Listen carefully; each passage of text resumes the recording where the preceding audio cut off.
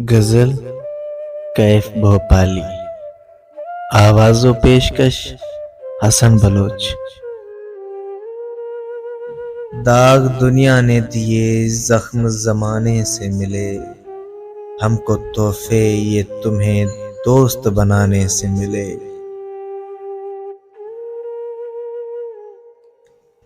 हम तरसते ही तरसते ही तरसते ही रहे,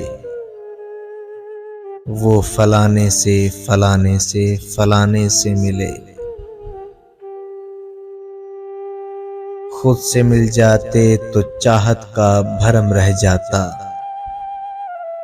क्या मिले आप जो लोगों के मिलाने से मिले। माँ की आगोश में कल, मौत की आगोश में आज, हमको दुनिया में ये दो वक्त सुहाने से मिले। कभी लिखवाने गए खत, कभी पढ़वाने गए, हम हसीनों से इसी हीले बहाने से मिले। एक नया जख्म मिला, एक नई उम्र मिली,